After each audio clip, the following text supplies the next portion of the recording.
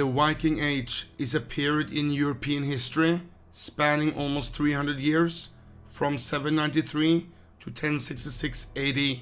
It's the period when Scandinavian Norsemen explored Europe by its seas and rivers for trade, raid, colonization and conquest.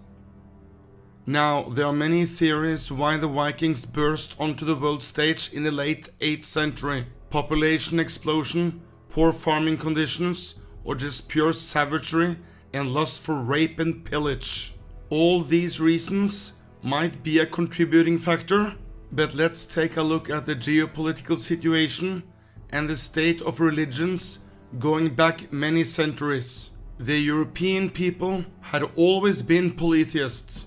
Even Europe's classical enemy, the Parthians, was polytheists. The worship of or belief in multiple deities, which are usually assembled into a pantheon of gods and goddesses, along with their own religions and rituals. In most religions which accepts polytheism, the different gods and goddesses are representation of forces of nature or ancestral principles. In ancient Greece, you had Zeus, king of the gods, ruler of Mount Olympus, and god of the sky, weather, thunder, lightning, law, order, and justice.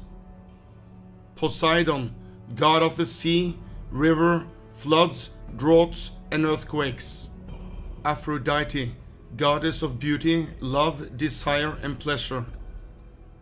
Later, in the Roman Republic and the Roman Empire's 3 first centuries, you had Jupiter, the god of the sky and thunder, and king of the gods. Mars was the god of war and also an agricultural guardian. Venus, goddess of love, beauty, desire, and fertility. In Germania and Scandinavia, they had Odin, the god of wisdom, healing, death, royalty, the gallows, knowledge, battle, sorcery, poetry, frenzy, and the runic alphabet. Thor, god of thunder, lightning, storms, oak trees, strength. Frigg, goddess of foreknowledge and wisdom, and also the wife of Odin. Europe and the known world was polytheist, and wars were fought, for the most part, for territory and resources, not religion. Their gods and goddesses were cut from the same cloth, nature and the European spirit of free thinking.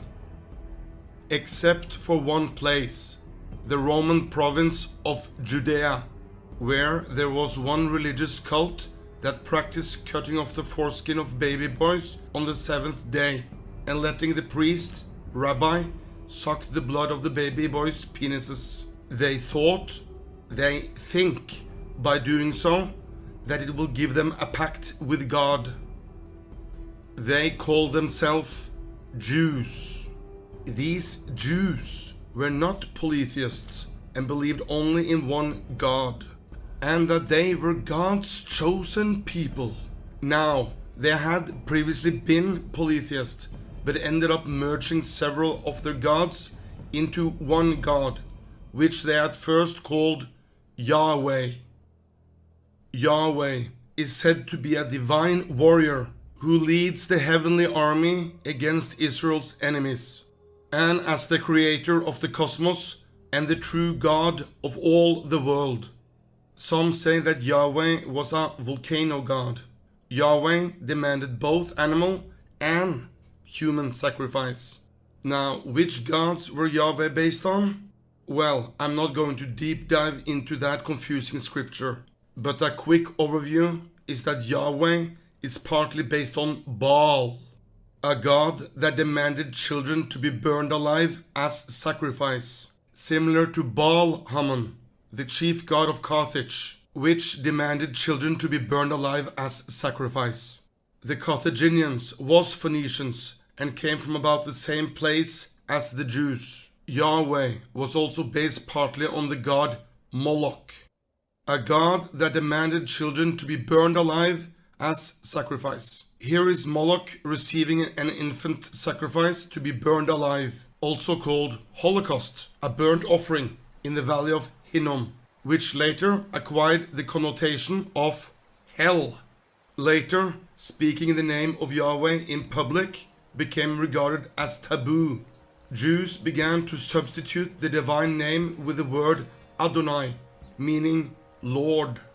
The Carthaginians was defeated by the Roman Republic through the Punic Wars, and in 146 BC, the city of Carthage was completely destroyed.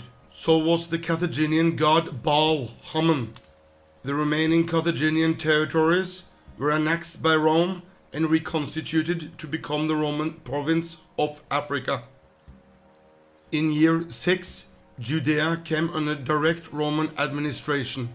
Tensions started immediately over taxes, spread of the Greek culture, Roman law, the rights of the Jews in the empire, and above all, religion. In year 66, the first Jewish-Roman war broke out under Emperor Vespasian that would last for 6 years. In year 70, Vespasian's son, General Titus, and later Emperor himself, burned Jerusalem to the ground and destroyed the Second Temple.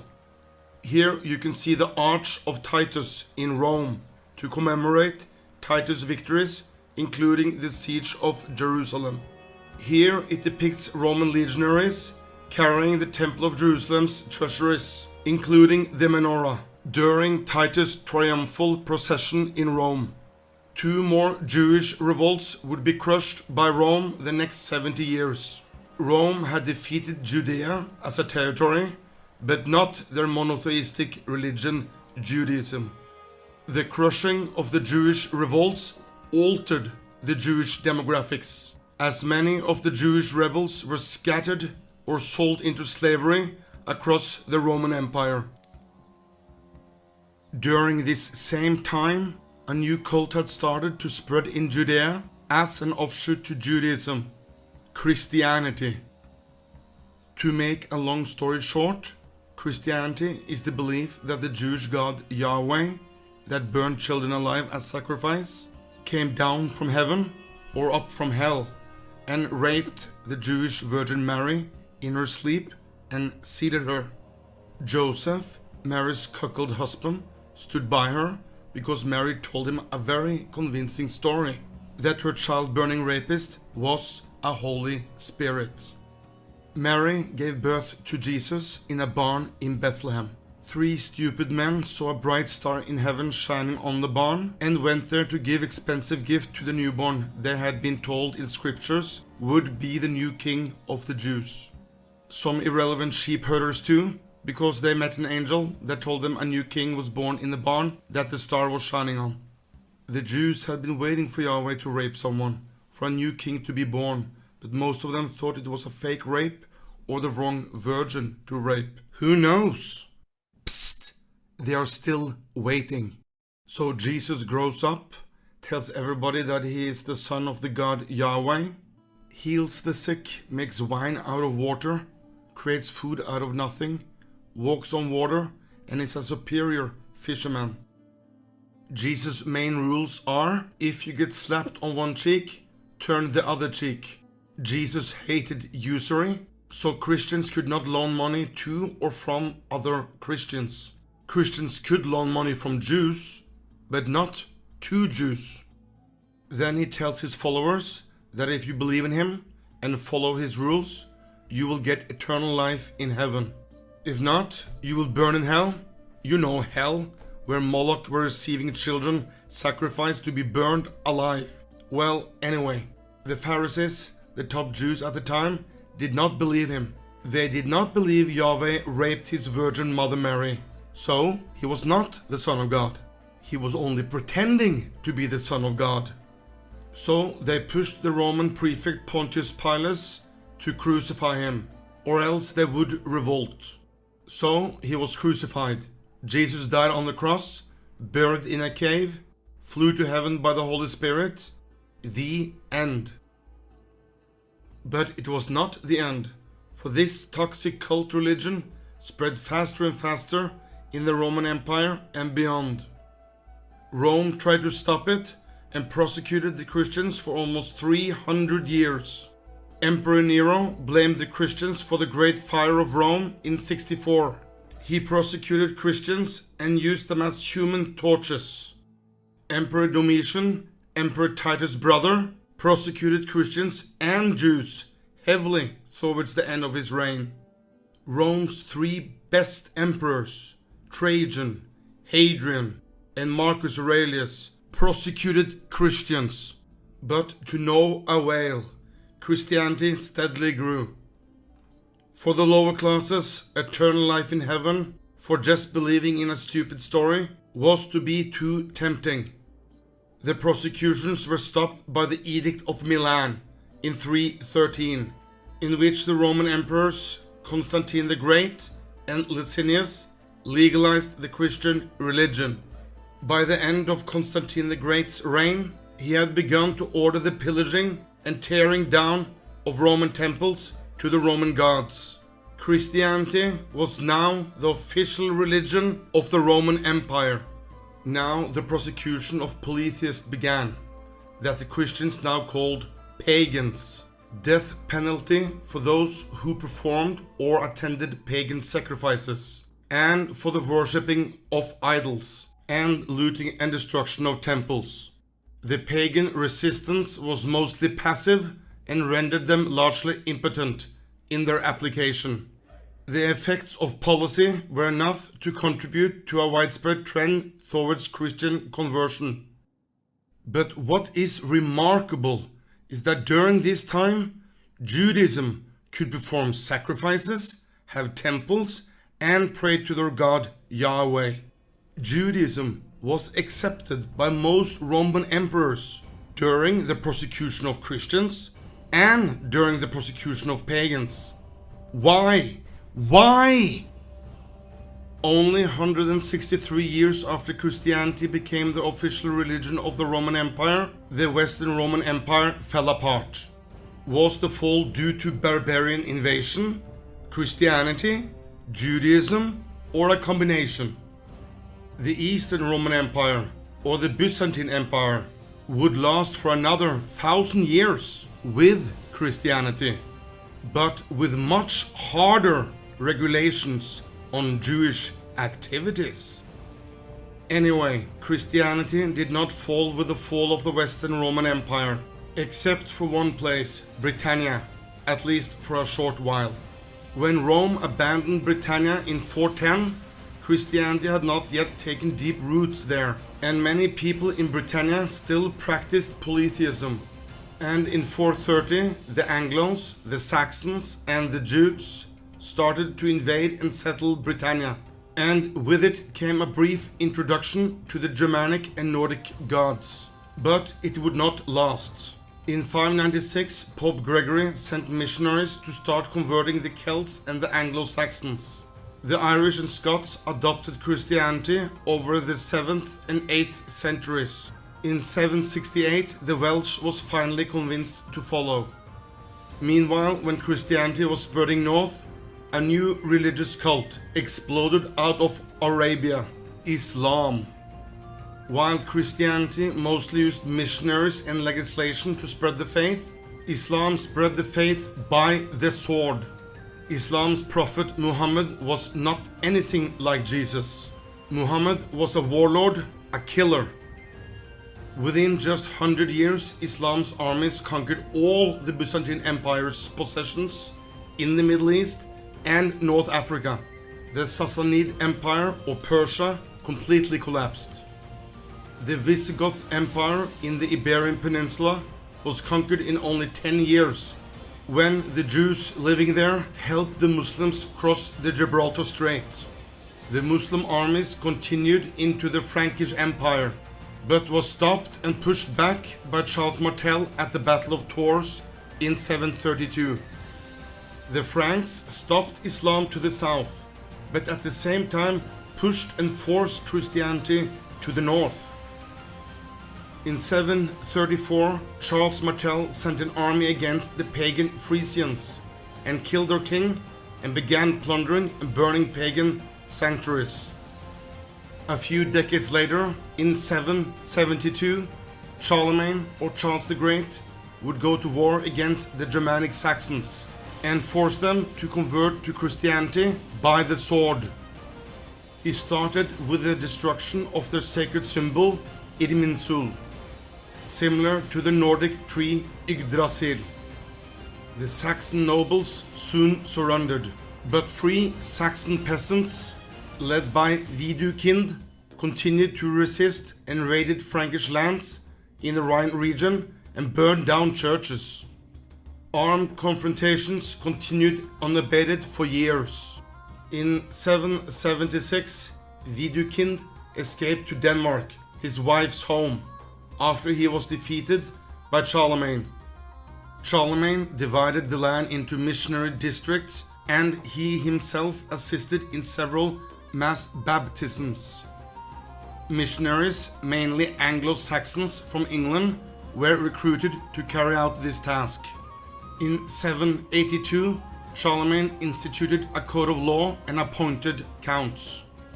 The laws were draconian on religious issues, prescribed death to Saxon pagans who refused to convert to Christianity. This led to renewed conflict. That year, in autumn, Vikingr returned from Denmark and led a new revolt. In response, Charlemagne is recorded as having ordered the execution of 4,500 Saxon prisoners, known as the Massacre of Verdun. The killings triggered 3 years of renewed bloody warfare. During this war, the Frisians, who had been some kind of ally to the Saxons, were finally subdued, and large part of their fleet was burned. The war ended with Vikingr accepting baptism. The Saxon wars to slaughter, subdue, and force convert the population would take over 30 years and ended in 804. One of Charlemagne's chief advisors during this time was Alcuin of York from England, who at the time were writing letters with the Bishop of Lindisfarne. All the time the Scandinavians had been watching what was happening with their fellow Germanic tribesmen. The Danes strengthened the fortification at Danevirke to keep Charlemagne at bay. The Danes, the Norse, and the Swedes all started to stockpile longships, or better known as Viking ships. The stealth ship of its time. They were designed for sailing rivers, fjords, coastal waters, open sea, and even the ocean.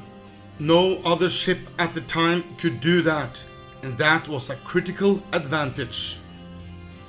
Now, in 793, Europe was being attacked by 3 foreign, hostile, monotheistic religions: Christianity, Islam, and Judaism, lurking in the shadows. It was an attack on European traditions, philosophy, and free thought. It was time for retribution by the sword, and where better to bring it than the spawning points of Christianity, the churches. The Viking Age was about to begin, and it would last for almost 300 years. In this year, fierce foreboding omens came over the land of the Northumbrians, and the wretched people shook. There were excessive whirlwinds, lightning, and fiery dragons were seen flying in the sky. These signs were followed by great famine, and a little after those, that same year on the 8th of June, the ravaging of wretched heathen men destroyed God's church at Lindisfarne. That is the record in the Anglo-Saxon Chronicle describing the Viking raid on Lindisfarne. In 793, Viking ships sailed out from most likely Hardangerfjord in the petty kingdom of Hordaland, in current-day western Norway. They sailed across the North Sea to England.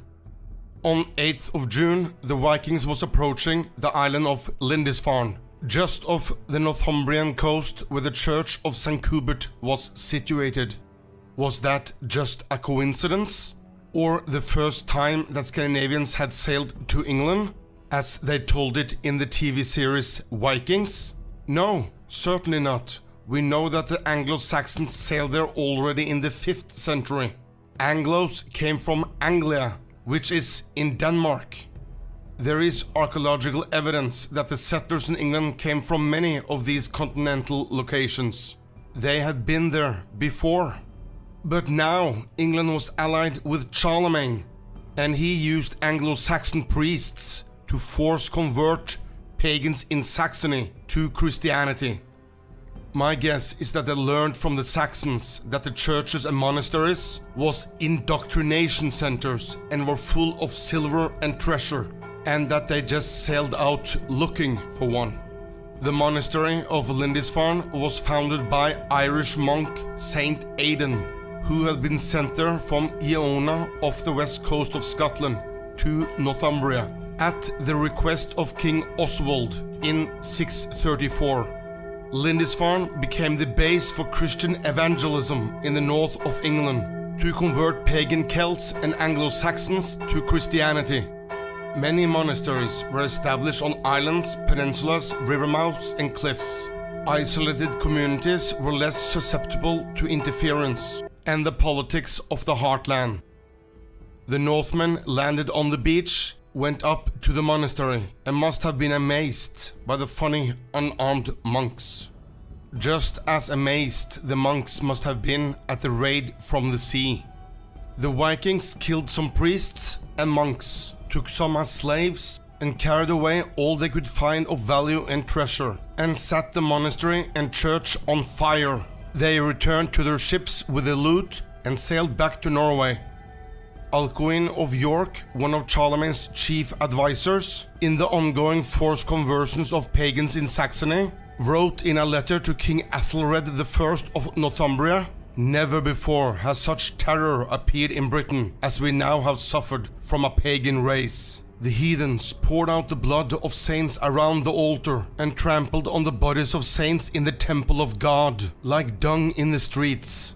A source about the attack by the 12th century English chronicler Simon of Durham, who drew from a lost Northumbrian chronicle, describes the events at Lindisfarne.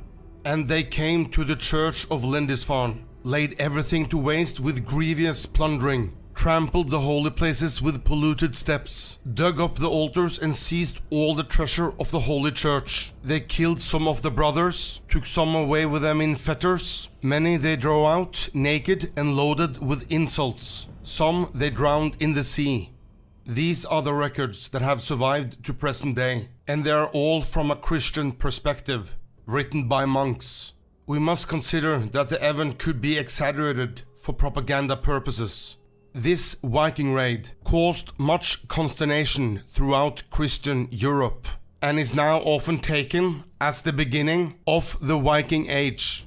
In 794, just a year after the raid on Lindisfarne, a new raid was launched from Norway, this time attacking a monastery in Jarrow, Northumbria, by the river Tyne. Benedict Bishop founded St. Peter's Monastery at Monkwearmouth, Jarrow, in 674 on land given by King Ecgfrith of Northumbria.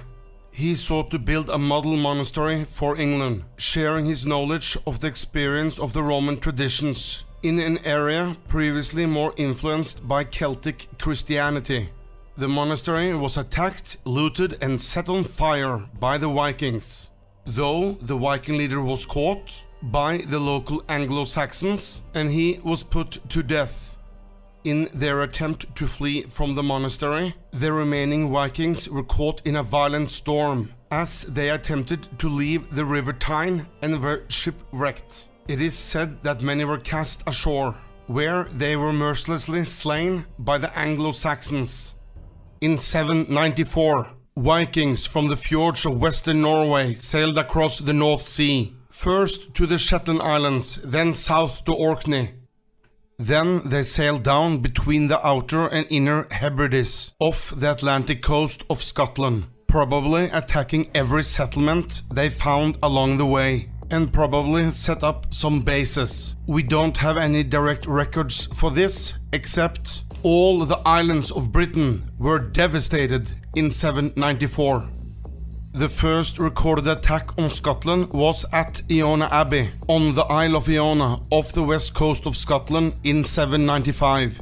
Saint Columba, an Irish missionary evangelist, also called Apostle of the Picts, founded a monastery on Iona in 563. The monastery grew into an abbey and was a focal point for the spread of Christianity throughout Scotland, and marks the foundation of a monastic community by Saint Columba. The Vikings landed on the island, killed some monks and took all the treasure they could find, and torched the place. This would not be the last time this abbey would get attacked. They sailed further south and arrived at the island of Ratlin, off the Antrim coast in Ireland's northeast corner. The island had a church which the Vikings plundered and set on fire. In the Annals of Ulsters it says, "The raid was marked by the pillaging of the island's church and the burning of its buildings, and its shrines were broken and plundered." This is the first recorded Viking raid in Ireland. Then they might have split up, one group sailing down the west coast and one sailing down the east coast. The west coast party sailed close to the coast of northern O'Neill and found a monastery on the island of Inishmurray. The monastery on Inishmurray is said to have been founded around 520 by Saint Molaise. The Vikings attacked, looted and set the church and monastery on fire, returned to their ships with their treasure and sailed further down the west coast of Ireland.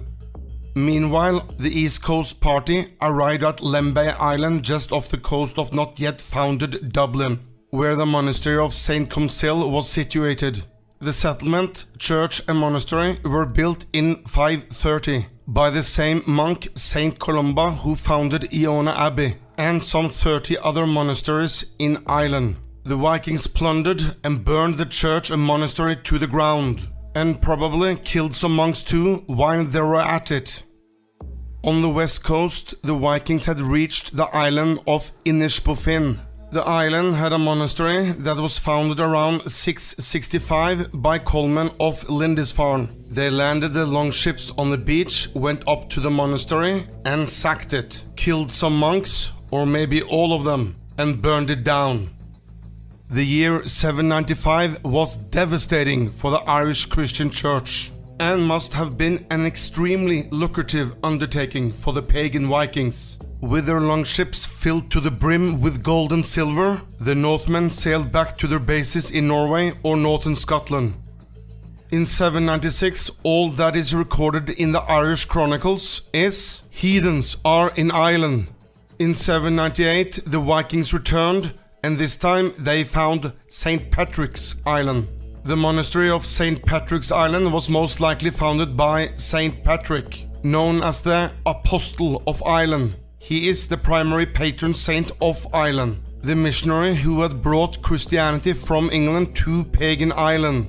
The Vikings pillaged and burned the monastery, and hopefully killed all the monks. The Irish Chronicle says, St. Patrick was burnt by the Vikings. The cattle tribute of the territories was carried away. They took the relic of St. Moconna, and the shrine of St. Moconna was broken by them. The Irish Chronicles also says that there were many raids on both Ireland and Britain that year, and that they took many riches and great booties, but no place names except for the Isle of Man, that the Vikings attacked for the first time. With their ships filled up with treasure, they sailed back to their bases. By 802, the Columban monks on Iona Island had rebuilt the abbey and started preaching lies again about a dead Jew nailed to a cross. The Vikings was not pleased by this, so they attacked, looted and burned down the abbey for the second time. They returned to their ships and sailed back to where they came from. When the Vikings sailed by Iona Island in 806, they couldn't believe their own eyes. The monks had again rebuilt the abbey and started preaching lies again about the Jew that is supposed to have died for our sins. The only sin here is lying about nature, namely that this Jew Jesus was born by the Jewish Virgin Mary, and at the same time Jesus was the son of the Jewish child-bearing god Yahweh. that had raped his mother. Jesus, what a story. Oh, sorry. By Thor. The Vikings could not let this stand. They had to set an example that lying about nature is not acceptable. So after they burned the monastery, the Vikings massacred 68 monks in what is today known as Martyrs Bay, named by the event. Now this scared off many of the surviving Columban monks, who relocated to the New Columban Abbey of Kells in Ireland. The Vikings took all of value and sailed back home. By 807, the monks of Inishmurray had rebuilt the monastery and continued to indoctrinate the population with Christianity. The Vikings came by, looted, killed monks and set the monastery on fire. They sailed further south to check if the monks had rebuilt the monastery of Inishbofin. They had not, or at least it's not recorded in any of the Irish chronicles. But they did find a settlement a little further south, at Roscam in County Galway, that the Vikings pillaged, and of course they burned down the church. For about 2 decades, the Vikings confined their activities to coastal settlements. Raiding parties were generally small, and there is no evidence that any of them wintered in Ireland during this early phase of hit-and-run activity. Typically, the Vikings would arrive at a settlement without warning, plunder what goods and people they could. The people were usually sold as slaves, though notable personages were often held for ransom, before retreating to their Scandinavian or Scottish bases. While most Irish counterattacks on the Vikings met with defeat, a few succeeded.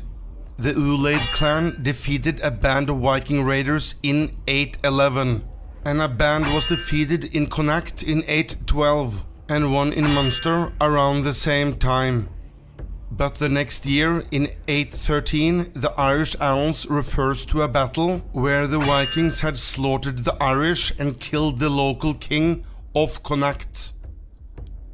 These Viking setbacks might have contributed to a period of calm of 8 years, when there are no attacks on Ireland recorded in the annals. But the Vikings were just warming up and would return with a vengeance. King Sigfred was king of Denmark from 770 to 804.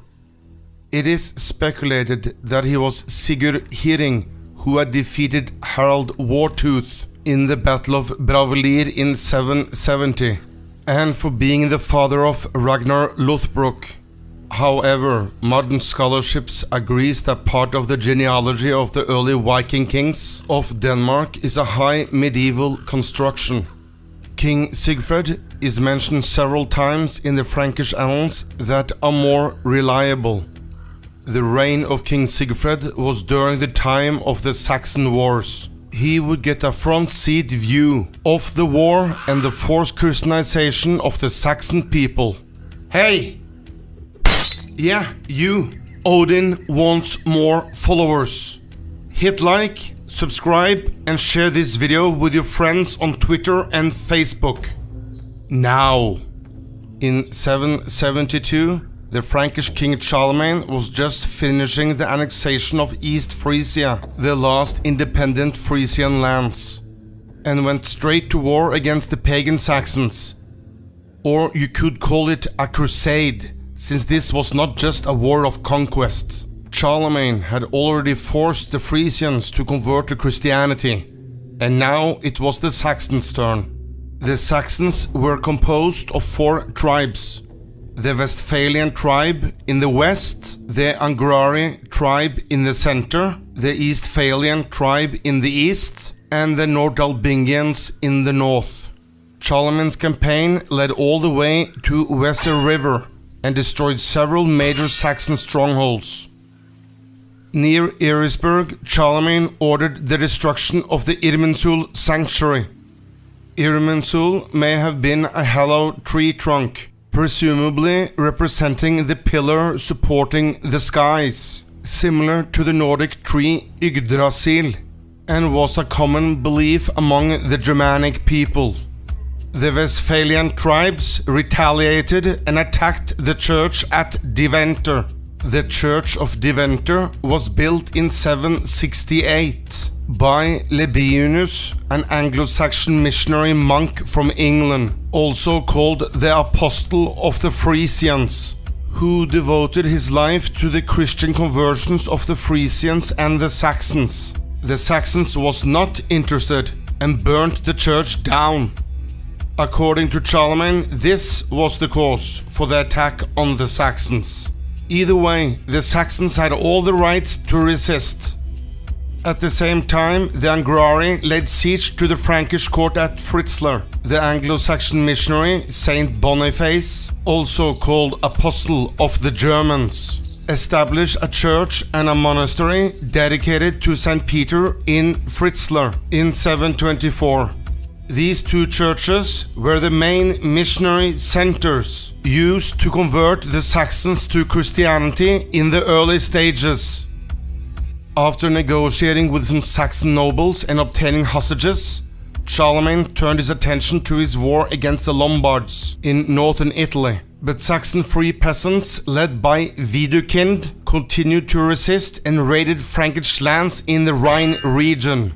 Armed confrontations continued unabated for years. In 775, Charlemagne marched through Westphalia, conquering the fort of Sigiburg. He advanced through Angria, where he defeated the Saxons again. He continued his advance into Eastphalia, where he once again defeated them, and their leader Hesse converted to Christianity. He returned the same way he came, leaving encampments at Eresburg and Sigeburg. All of Saxony, except for Nordalbingia in the north, was under his control. But the recalcitrant Saxons would not submit for long. In 776, a rebellion by Widukind destroyed Charlemagne's fortress at Eresburg. When Charlemagne heard about this, he returned very rapidly to Saxony and once again brought the Saxons to heel. In 777, he called a national diet at Paderborn to integrate Saxony fully into the Frankish kingdom. Many Saxons were forced to be baptized. Charlemagne issued a number of decrees designed to break the Saxon resistance and to inflict capital punishment on anyone observing heathen practices or disrespecting the king's peace. Used missionaries, mainly Anglo-Saxons from England, to indoctrinate their minds with the nonsense of Christianity. Charlemagne's severe and uncompromising position earned him the title Butcher of Saxons. When the local nobility came to appear before Charlemagne's court to submit, Widukind did not show up. King Sigfred of Denmark is first mentioned in the Frankish annals in 777. When the Saxon chief Widukind, leader of the resistance against Charlemagne, fled Saxony in the face of the Frankish onslaught, Widukind found refuge with Sigfred, a fellow pagan. But the Frankish annals do not say in detail what kind of assistance the Danish king may have provided.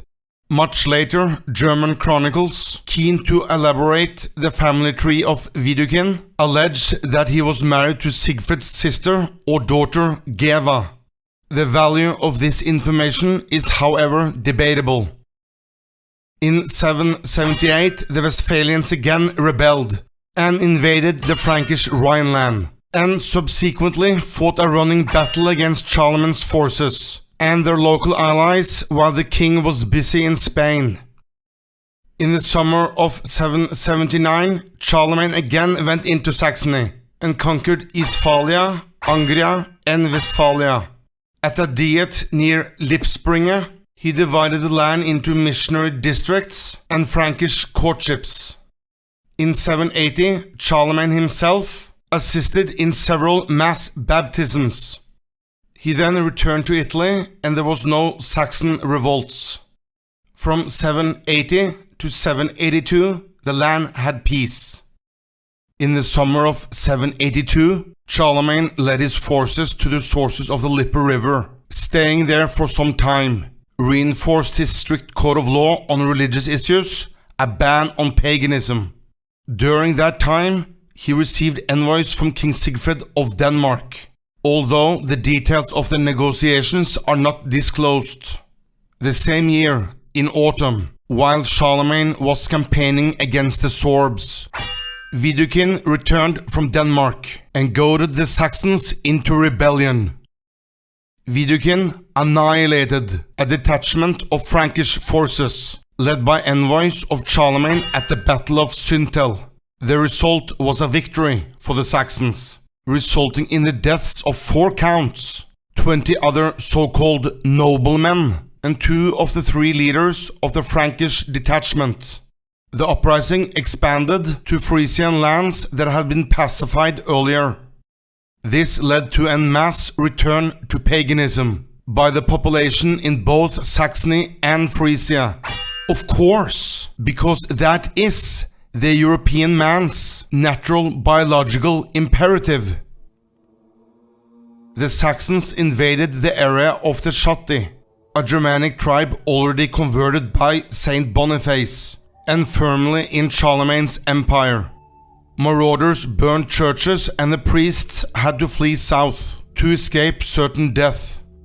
When Charlemagne heard of the rebellion, he returned to Saxony, and he had 4,500 Saxons executed at Verden, known as the Massacre of Verden. This event is attested in contemporary Frankish sources, including the Royal Frankish Annals. This furiated the Saxons and led to 3 years of constant warfare. The Frisians aided Widukind against the Franks in 784 by sending him an army. It did help a little, but gradually the Franks gained the upper hand. In 785 in Bardengau, Widukind agreed to surrender, in return for a guarantee that no bodily harm would be done to him. Widukind was then forced to be baptized. The Frisian uprising was severely repressed by the Franks. Charlemagne had again control over Frisia and most of Saxony, except for Nordalbingia in the north. In 792, the Westphalians rose up again, in response to forcible recruitment for Charlemagne's wars against the Avars.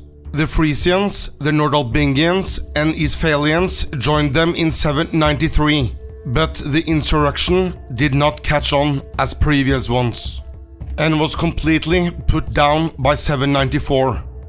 Meanwhile, the Nordalbingian tribes in the north remained reluctant to be Christianized. For several years there is no mention of the Danish king Sigfred. But in 798, Charlemagne sent one of his trustees on a diplomatic mission to King Sigfred. On his return, he was slain by the rebellious Saxons living northeast of the river Elbe. In response, Charlemagne invaded Nordalbingia from the south, and Prince Drasko of the Obertrites from the east in 798. In the Battle of Bornhöved, the Nordalbingian Saxons was utterly defeated. Charlemagne had many Saxons massacred, and 10,000 families was deported to other areas of the Carolingian Empire. The area became sparsely populated, and the land north of the river Elbe was awarded to the Obertrites in 804 by Charlemagne, as a reward for their contribution to victory, while the land south of the river were incorporated into the Frankish Empire. In the year 799, Viking ships appeared off the coast of the tidal island Noirmoutier in the Bay of Biscay. We don't know if they were Danes or Norwegians. It could be early Danish raids in support of the Saxons, or a warning to Charlemagne not to come closer to the Danish border. But it is far to sail to give a message. There's a lot of coastline they could have hit that is much closer to home, that we know they would do later. Or it could be the Norwegians, that was already active in Ireland. that was exploring or had sailed off course. I leave you to be the judge. When the Vikings landed on the island, they discovered that the island had an indoctrination center. The monastery was founded by Saint Philbert of Jumièges in 674. The Vikings did the only righteous thing they could do: kill monks, take gold and silver from the greedy priests, and burn the goddamn church down for spreading lies about nature. This is the first recorded Viking raid on the Frankish Empire, if you exclude the Saxons. The last insurrection of the Saxons occurred in Angria in 804, more than 30 years after Charlemagne's first campaign against them, but it was soon crushed by Charlemagne. Einhard, Charlemagne's biographer, had this to say on the closing of the conflict. The war that had lasted so many years was at length ended by their acceding to the terms offered by the king, which were renunciation of their national, religious customs and worship of devils, acceptance of the sacraments of the Christian faith and religion, and union with the Franks to form one people. So, to all you Christians out there saying that Christianization was peaceful and that the Viking Age had nothing to do with Christianity, listen to what the so-called intellectuals at that time had to say about the Danish king.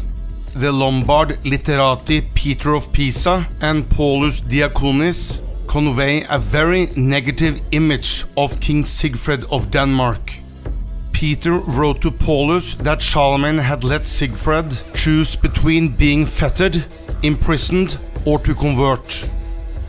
In reply, Paulus castigated the Danish king as a wild beast who ruled over other wild animals, an uncouth pagan who would nevertheless be unable to stand up against the mighty Frankish ruler.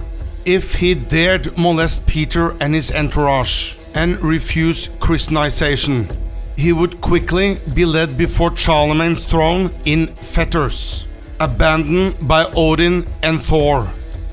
Yeah, what a charming view they had on people living according to nature and their natural biological imperative.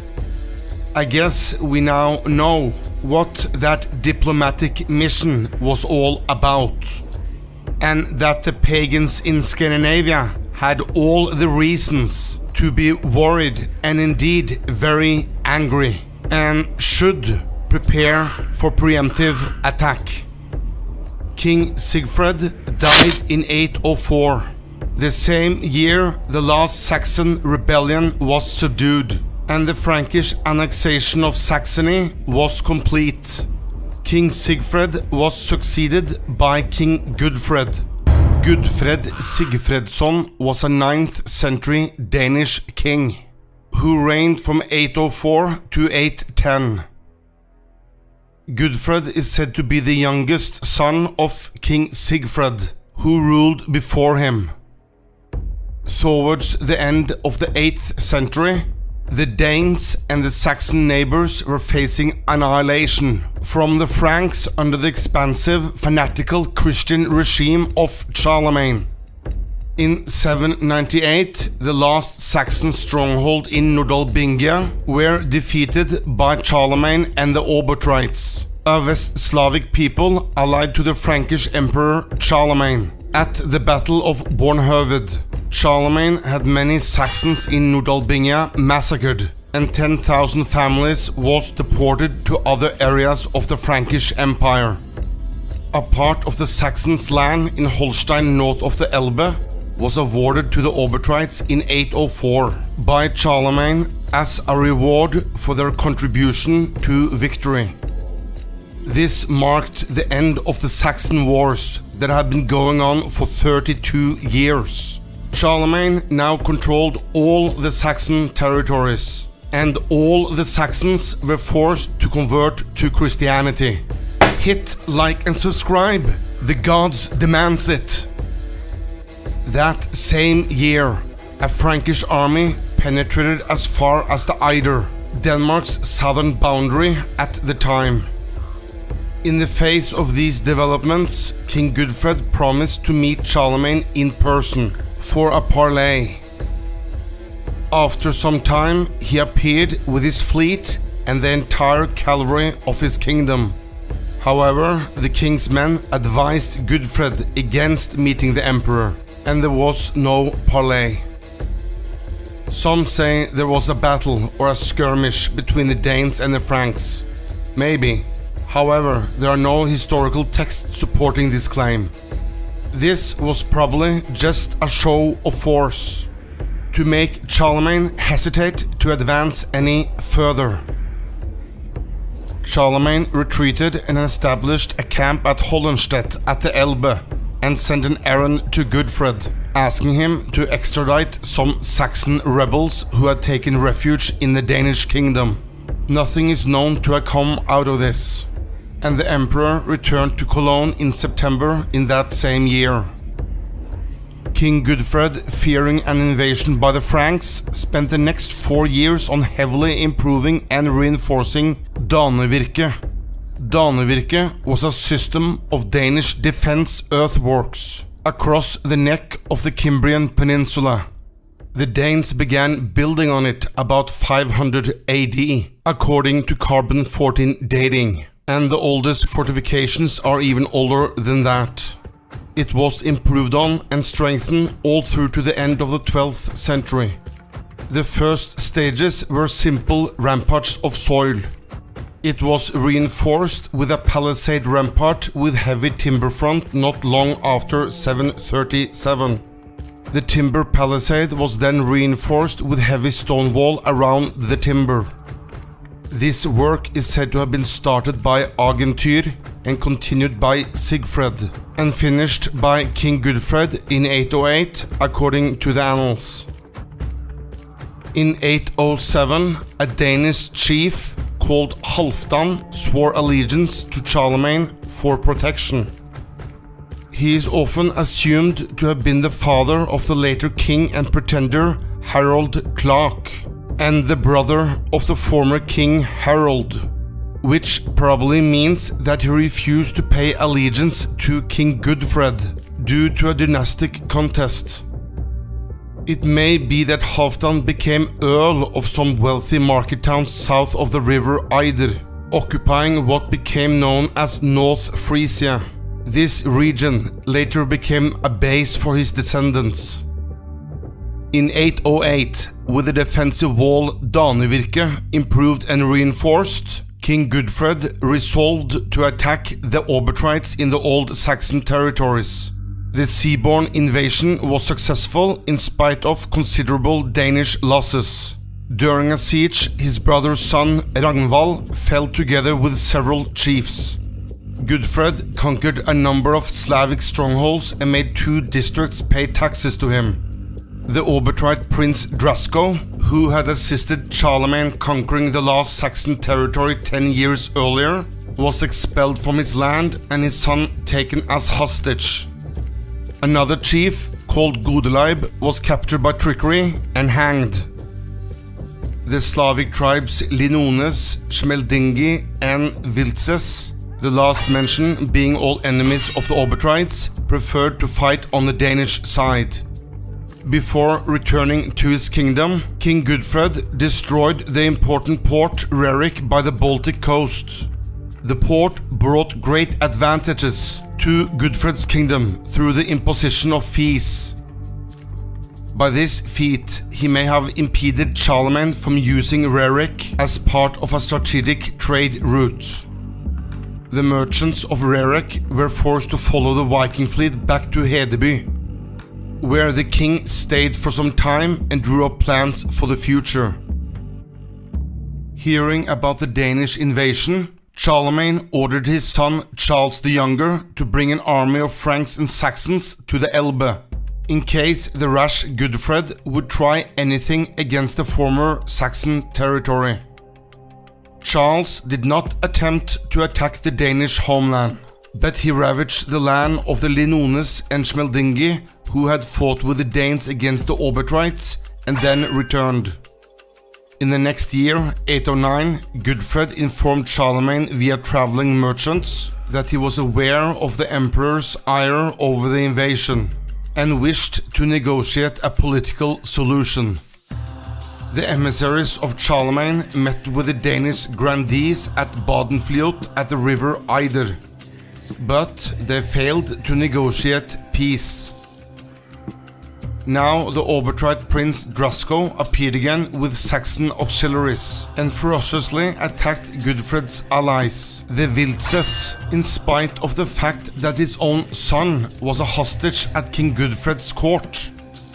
He then subjugated the Slavic lands which had acknowledged the Danish king and successfully reclaimed his old position.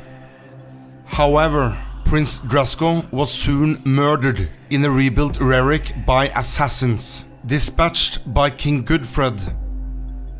What happened to Prince Drasko's son is unknown, though I have my suspicions he did not survive. In 810, Charlemagne stayed at his main residence in Aachen, drawing up plans for a major military expedition against King Gudfred. However, the Danish ruler forestalled his plans. A Viking fleet of 200 sails unexpectedly attacked Frisia. King Gudfred did not follow the fleet but stayed at home. The Danes ravaged the islands off the coast before landing on the mainland. The local troops confronted the Danish Vikings on the battlefield, but were defeated in 3 consecutive battles, after which the inhabitants gave up. The Vikings forced the merchants and the peasants to pay 100 pounds of silver as tax, implying that King Gudfred claimed northern Frisia as Danish territory. According to the Frankish scholar Einhard, Gudfred was stuck up by such vain hope that he claimed the lordship over all of Germany. Also, he did not see Frisia and Saxony as anything else but his provinces. Hearing of this, the incensed emperor gathered whatever troops he could and established a camp at the confluence of Aller and Weser River, awaiting the next step by the Danish Viking king. As the annals say, this king, intoxicated by the hope of victory, bragged that he wanted to fight the emperor on the open field. Before more had been done, however, news arrived about the withdrawal of the Viking fleet and the hasty demise of King Gudfred, who had been murdered by one of his housecarls. A housecarl is equivalent to a bodyguard to Scandinavian lords and kings. Details about the drama are given by Notker of St. Gall about 883, who is, however, unreliable.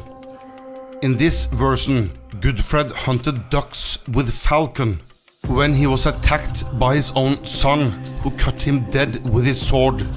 The reason for the murder was that the king had abandoned his wife, who egged her son to avenge the slight. Or maybe Charlemagne had the housecarl bribed. Anyway, the Danish war against the Carolingian Empire, or the Frankish Empire, ended with the demise of King Gudfred. He was succeeded by his nephew Hemming, without any known commotion. In the time between 813 and about 820-821, Ireland had a period of relative calm, compared to the previous 18 years with almost constant Viking raids on churches and monasteries. Many native communities in Ireland, particularly ecclesiastical ones, relocated themselves on the continent, or further afield in places like the Faroe Islands, and even maybe Iceland, to escape the pagan marauders. It is now thought that these early raids were launched directly from the southwest of Norway, and that during the period of relative calm, the Norwegian Vikings were occupied in northern Britain, setting up new bases or reinforcing their old ones. on the Shetland Islands and Orkney Islands, settling them permanently. Any monasteries existing there was surely razed to the ground. During this time, the Norse Vikings also discovered the Faroe Islands. That surely must have made the monks living there thank their Lord and Savior, Jesus Christ, as a guiding light on how to evade the pagan Vikings. The Norsemen also invaded the Outer Hebrides and the Isle of Skye around this time, setting up forward bases as staging areas for further Viking raids on Scotland and Ireland, laying the foundations of a new kingdom, referred to in the Irish sources as Lethlin. Lethlin was once thought to be in Norway, but is now identified with Viking settlements in the British Isles, especially those in Scotland and the Isle of Man. Although Ireland were living in a period of relative calm, it was one exception.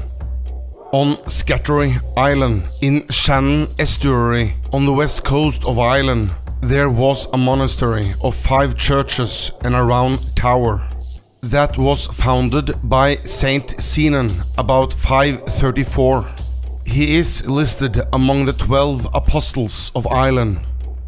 In 815 or 816, the monks in the monastery was spending all their time repenting their sins that had been placed on them by a Jew called Jesus nearly 800 years earlier on another continent.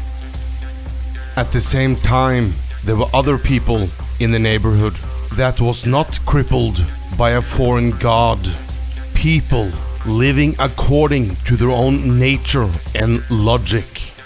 And they had the power of Thor on their side. For all the years these monks had wasted on kneeling before the dead Jew on the cross could not redeem them for their unforgivable act of lying about nature. The Vikings righteously slaughtered the monks, burned down the 5 churches, and took everything of value they could get their hands on. With the longships filled to the brim with gold and silver, they sailed back to their bases on the islands in northern Scotland. In 821, the Vikings came to the village Etar on Howth Head, a peninsula just north of not yet founded Dublin. The name Howth is thought to be of Norse origin, perhaps being derived from the Old Norse word hufud, which means head in English. There, the Vikings rescued many women from the shackles of Christianity and brought them back to the liberated islands in northern Britain, where they could live according to nature, or according to the Annals of Ulster. Etar was raided by foreigners, and a great booty of women was carried away by them. Etar is the old Irish name for Howth. The same year, another party of Vikings started raiding further south in Ireland.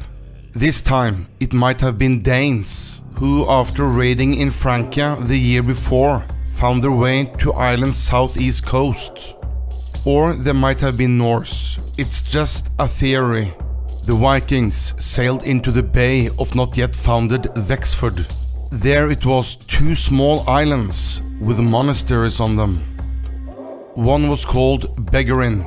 The monastery was founded by Ibar of Begarin as early as the 5th century. The other, Oak Island, where the monastery was founded by Saint Camhain a little later. Which island they attacked first is unknown, but we can be pretty sure that the monks on one of the islands could see the monastery on the other island burning. I'm sure they were praying to the Lord and Savior, Jesus Christ, that He would bring their brothers salvation. But no salvation was given to their brothers or to themselves, because Jesus, if ever existing at all, was just a common Jew, who at best pointed out the hypocrisy of his own tribe and was crucified for it. So the monks was shit out of luck, and no pardon was given for their crimes against nature. The Vikings went back to their ships with all the silver and gold the monks had stolen from the people. They then started rowing across the bay to the other island, where the monks were waiting anxiously for salvation from their Lord. The only salvation they received came in the form of a sword or an axe from the Vikings, who put an end to their lying tongues, who had led their people astray. With the second monastery in flames, the Vikings sailed away with their ships filled up with treasure. Then they sailed down the southeast coast and into the outlet of the river Barrow, and then into the river Sur, where there was a little island in the middle of the river with a monastic settlement, right next to not yet founded Waterford. The Vikings pillaged the island, killed the monks, and burned the place down. They may then have wintered on some island or another remote location.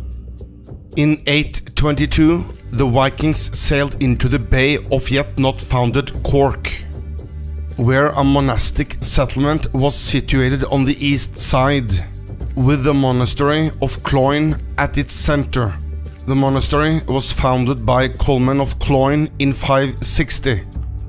The Vikings attacked the settlement and monastery, killed monks, and gathered all the treasure they could find. As the monastery was burning, they went back to their longships. They sailed further into the bay, into Loch Mahoon and up the river Lee. On a limestone cliff above the river in today's Cork, the Vikings could see the church and monastery that was founded by Finbar of Cork in 606.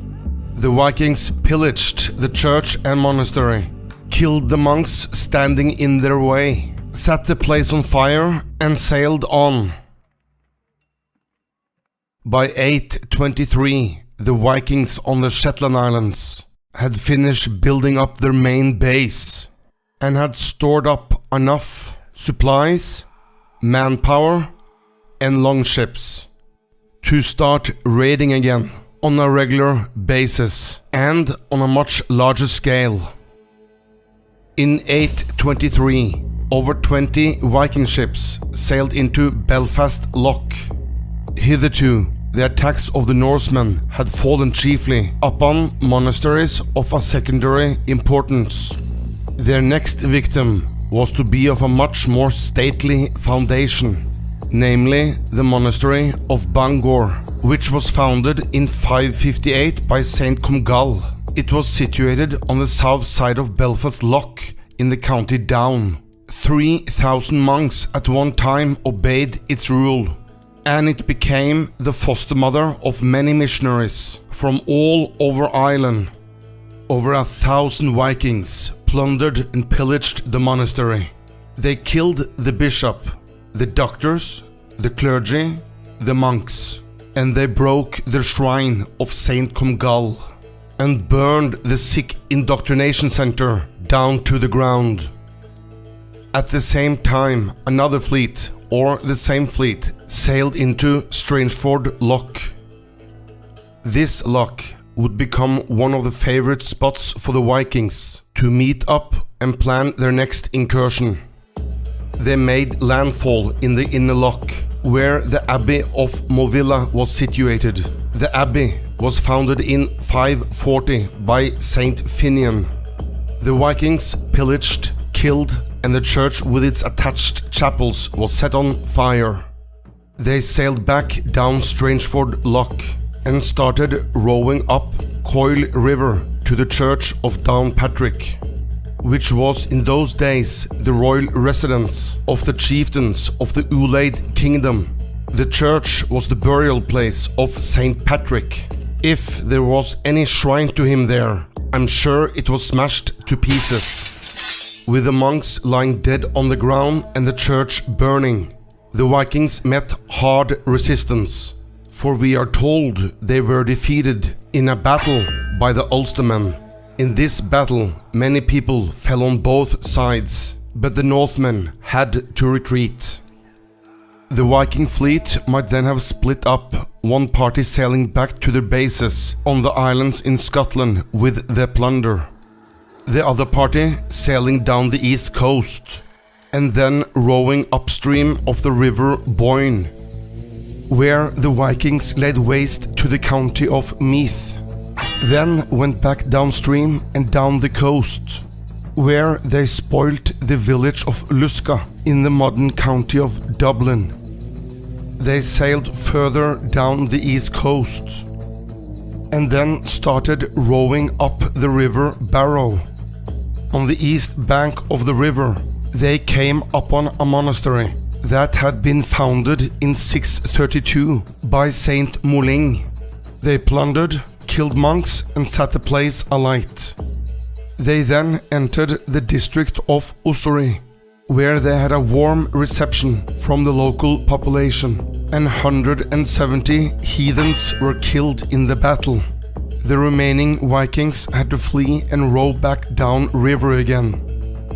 But before the end of the season, they pillaged the just rebuilt monastery on the island in the river Sur.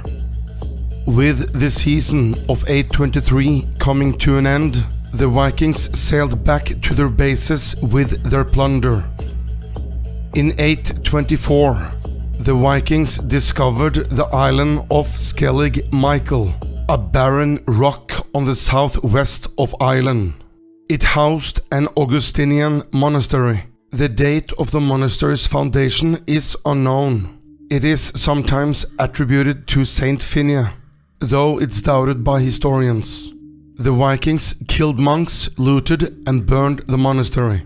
Itgal of Skellig, the monastery's abbot, was taken as hostage, probably to demand ransom.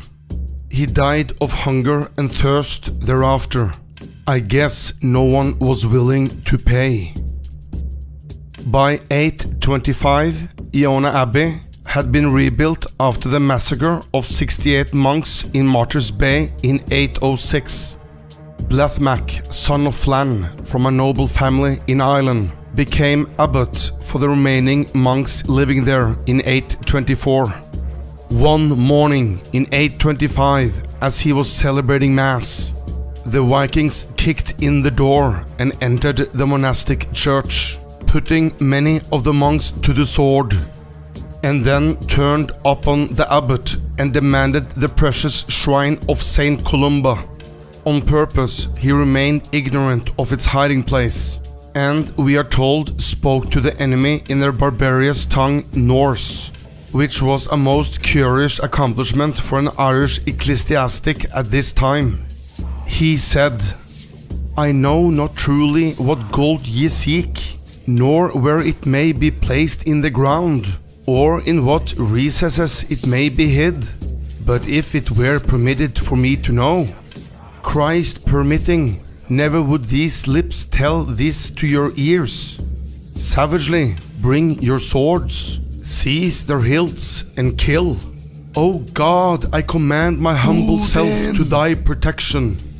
But no protection was given by the Jewish God. The Vikings hacked him to pieces on the altar's steps. For his martyrdom or stupidity, he was later canonized as Saint Blathmac. The remaining monks was given the sword, and the abbey was burned to the ground. This time, the abbey would not be rebuilt for a long time.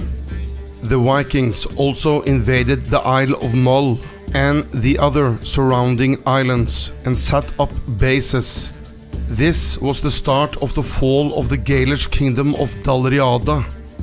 The same year, the Annals of the Four Masters report the destruction of Dunlegen at Drym by the pagans, in which the son of the Lord of Fortuta was slain with many others. In 826, the Annals of the Four Masters report the martyrdom of the anchorite Timnian by the foragers, we don't know where. In 827, the village of Luska was again raided by heathens and it was looted and burned. The same year, in Connacht on the west side of Ireland, the Vikings rode into Loch Corrib, where they sailed all around the shoreline and went on a rampage throughout the countryside wherever they found any settlement, and carried away great booty.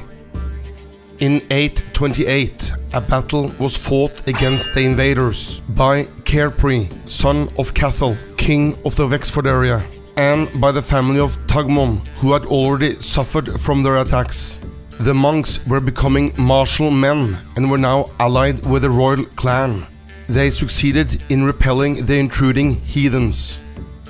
During the next 2 years, we do not read of any attacks made upon Ireland by the Vikings. But when they return, they will not just raid Ireland, they will invade Ireland. In 824, the Vikings discovered the island of Skellig Michael, a barren rock on the southwest of Ireland. It housed an Augustinian monastery. The date of the monastery's foundation is unknown. It is sometimes attributed to Saint Finnea, though it's doubted by historians. The Vikings killed monks, looted and burned the monastery. Itgal of Skellig, the monastery's abbot, was taken as hostage, probably to demand ransom. He died of hunger and thirst thereafter. I guess no one was willing to pay. By 823, the Vikings on the Shetland Islands had finished building up their main base and had stored up enough supplies, manpower and longships to start raiding again on a regular basis and on a much larger scale. In 823, over 20 Viking ships sailed into Belfast Loch.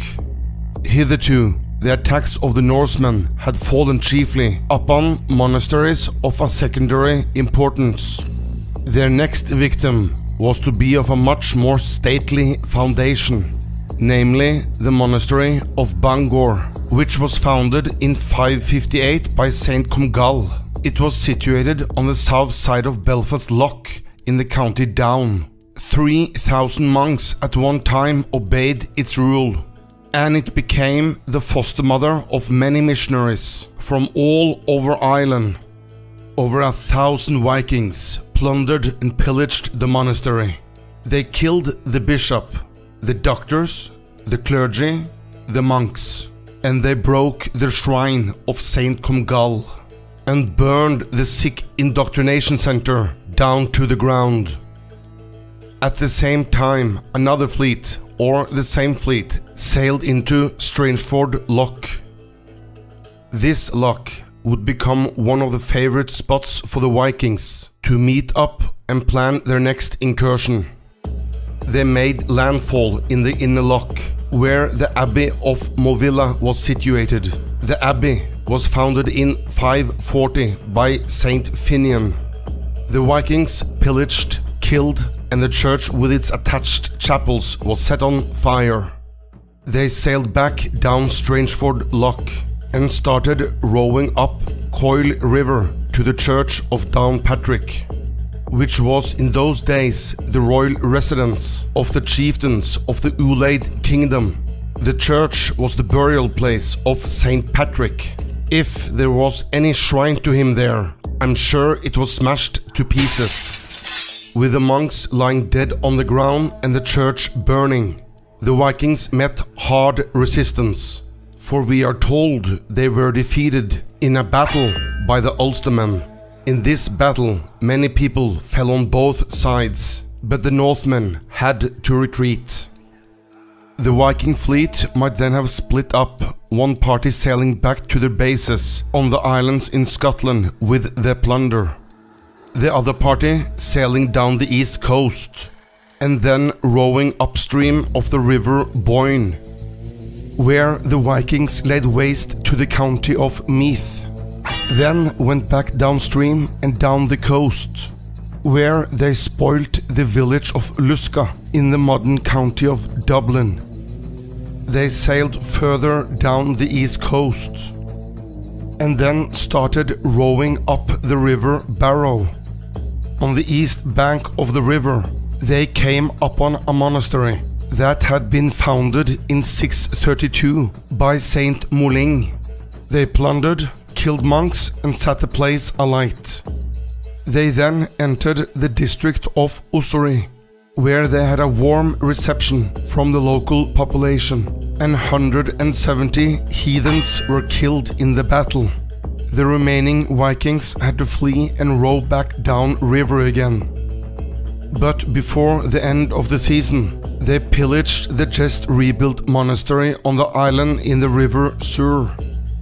With the season of 823 coming to an end, the Vikings sailed back to their bases with their plunder. By 825, Iona Abbey had been rebuilt after the massacre of 68 monks in Martyrs Bay in 806. Blathmac, son of Flann, from a noble family in Ireland, became abbot for the remaining monks living there in 824. One morning in 825, as he was celebrating Mass, the Vikings kicked in the door and entered the monastic church, putting many of the monks to the sword, and then turned upon the abbot and demanded the precious shrine of Saint Columba. On purpose, he remained ignorant of its hiding place, and we are told spoke to the enemy in their barbarous tongue Norse, which was a most curious accomplishment for an Irish ecclesiastic at this time. He said, "I know not truly what gold ye seek, nor where it may be placed in the ground, or in what recesses it may be hid. But if it were permitted for me to know, Christ permitting, never would these lips tell this to your ears. Savagely bring your swords, seize their hilts and kill. O God, I command my humble self to thy protection." But no protection was given by the Jewish God. The Vikings hacked him to pieces on the altar's steps. For his martyrdom or stupidity, he was later canonized as Saint Blathmac. The remaining monks was given the sword, and the abbey was burned to the ground. This time, the abbey would not be rebuilt for a long time. The Vikings also invaded the Isle of Mull and the other surrounding islands and set up bases. This was the start of the fall of the Galish kingdom of Dalriada. In 830, the Vikings were rowing up the small river Nanny in the county of Meath on the east coast of Ireland. On board one of the ships, there was a Norse Viking warrior named Thorgest or Turgisius, depending on which annals you read. Thorgest had most likely been involved in raids in Ireland as a warrior for the last decade. He would soon rise to prominence as the fierce Viking chief who wreaked havoc all over Ireland. The Vikings came upon the small village of Duleek, where St. Patrick's Church and St. Mary's Abbey was situated. Duleek began as an early Christian monastic settlement. St. Patrick established a bishopric there about 450. Duleek had not been raided by the Vikings during the 35 years the Vikings had been active in Ireland. I guess they thought their Christian God was watching over them. The Vikings landed their ships on the riverbank at the village waterfront and leaped into action. Now, some of the monks and civilians did fight back with swords. Still, they were no match for the Vikings. One monk thought the cross would protect him. He was wrong. Many of the monks were given the sword for their lack of understanding that their Christian Jewish God was not their natural God by default of nature. They ransacked the church and the abbey for relics of island's saints. These were often enshrined in richly adorned reliquaries of bronze, silver, and gold. They also looked for crucifixes, bowls, candlesticks, cups, and mugs. And of course, silver coins that the indoctrinated, brainwashed public gave to the church to be allowed to enter heaven, so they could hang out forever with the child-burning God Yahweh and his bastard son Jesus Christ. They took livestock with them as well, from the small farms that often was close to monastic settlements. The Vikings had to live off the land. There wasn't a 7-Eleven around the corner where they could just drop by to have a snack. There was a long sail voyage ahead, and the Vikings were hungry for some fresh meat. The Vikings rowed their ships back down river again, with treasure, fresh meat, chickens, and maybe some thralls. Thralls is often linked to slavery. I would rather call it servitude. The rank and file of enemy combatants taken as prisoners would enjoy better living conditions and have more rights and freedom as a thrall in pagan Scandinavia than living under Christian tyranny. Priests and other dignitaries were held for ransom, which could bring in a very handsome pile of silver. Monks were useful for their extensive travel around island from monastery to monastery. They were interrogated and forced to tell the Vikings where they could find other churches and monasteries. They were often used as guides on the Vikings' next raids. Some Vikings might even have found love among one of the widows, and a prospect for marriage in the old heathen way, which was a much better deal than a Christian marriage. They then sailed back to their bases in northern Scotland to stash the loot.